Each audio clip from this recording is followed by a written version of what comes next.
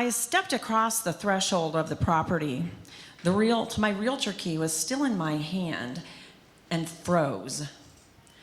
My stop was such a surprise that my colleagues bumped into me from behind. "What's wrong?" they said as they circled around me into the house. I couldn't respond. I was frozen. My throat tight and my heart was racing.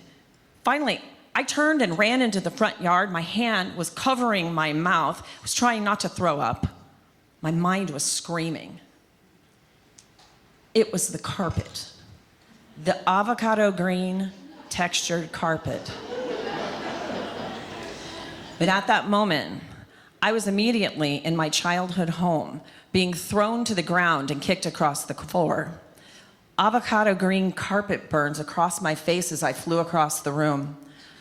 I could even remember the way that carpet smelled. I could taste my tears. I was 8 years old.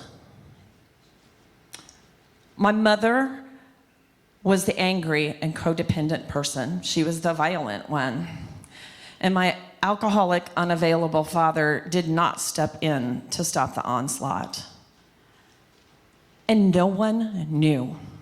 It was a private matter. Good families did not discuss such things. Keep showing that happy face.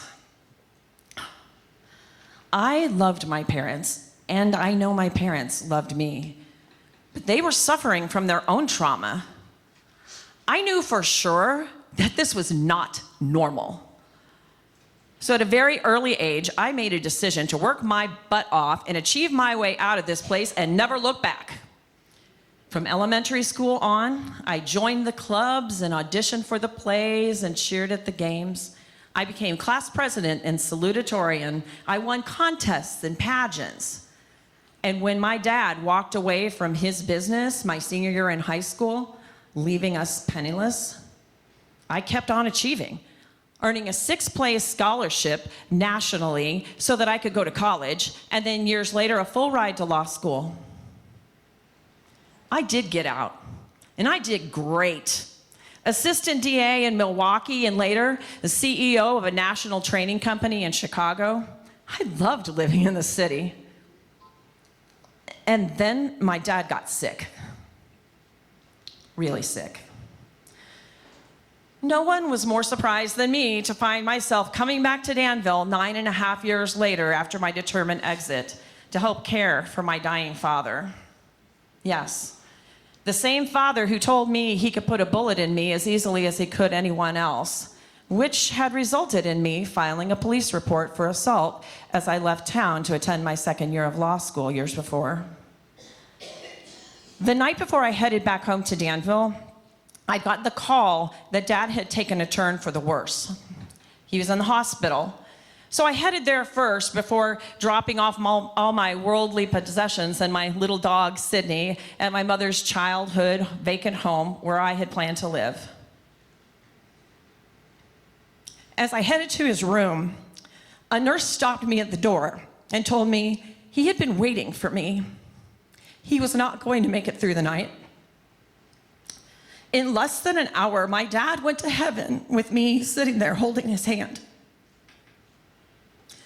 I gave his eulogy, and afterwards, I was alone. I realized I had to figure out what I was going to do with my life now. I decided I was going to either be a failure or an entrepreneur. And just like that, the roller coaster of reinventing myself was off and running.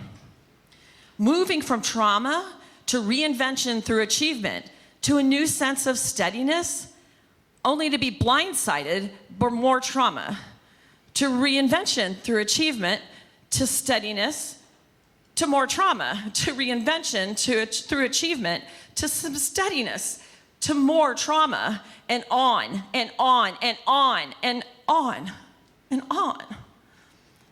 All the while with a happy face. Just like my childhood, I kept achieving my way out of rough situations and into new territory. Now, over the years, I did a lot of good and created a lot of wonderful things for others, including my community with all this achieving. I'm grateful for the GED students that I was blessed to teach, and the musicals that I directed, and the people that I coached and trained. I'm grateful for the businesses that I've run, and even for the magazines that I get to publish today. But what I didn't realize until very recently was that all of this achieving and reinventing myself was in fact a trauma response. Years ago, it seemed like my little brother responded to our family trauma by being everybody's likable friend, the all-around good guy. I was the achiever. We all do what we have to do to survive. But when the trauma was no longer imminent or acute, I didn't know how to drop those survival skills. As a grown woman, I was still putting on the happy face until I couldn't take it anymore. Years, actually decades, of unresolved trauma and unprocessed grief didn't just go away. They compounded, and they were taking their toll. My physical body was breaking down. I had arthritis. I was full of inflammation. I was self-medicating and numbing myself with food, and I ultimately put on 80 pounds. I knew if something didn't change, I was going to die. I was going to die. Before my body told on me, my busyness and achievements had actually been a way to run from all the pain and discomfort from this piled up trauma. The more I avoided dealing with it, the more the trauma tied itself to me like a rope. And the harder I ran, the faster it chased me. Have you ever seen a puppy on a long leash get itself tied and tangled up into one of those outdoor lawn chairs? The chair makes this big, loud crashing sound and scares the puppy, who starts to run. But the faster that the puppy runs, the faster that the chair monster follows him, and it chases this puppy through the yard. It's terrified, always matching its speed. Running from trauma is exactly like being the puppy running from the chair. And the only way to stop the trauma monster is to stop running. Stop running.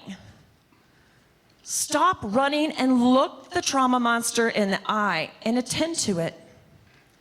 And that's what I'm starting to do.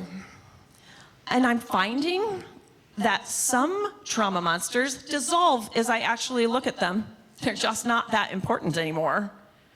Some trauma monsters need more attention, and other people can see a glimpse of what's happening.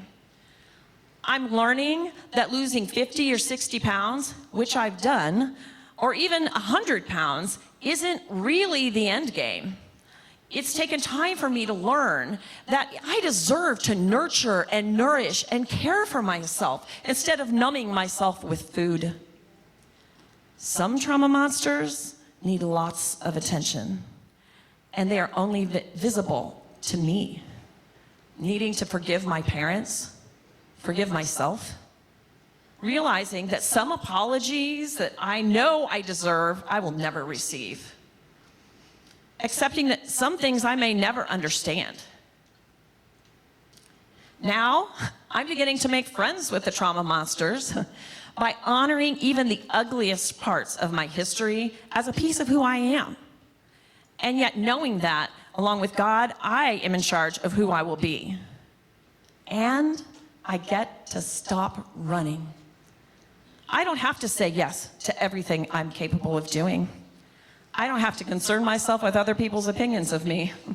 I can actually quit things that don't align with my values. I get to pause and breathe and be healthy and whole. And when I seek to achieve or create something, I get to do it because that's what God has called me to do, not because it's a desperate attempt to escape from the trauma monsters. The hardest part of this story is speaking about it from right here in the middle of it. Far from finished, a real work in progress. The hardest part is dropping that need to be all finished and perfect, tied up in a bow, dropping the requirement of the happy face. These days, when you see me with a happy face, it's because in that moment, I'm actually, well, happy. And these days, I'm choosing real. The trauma monsters hate that.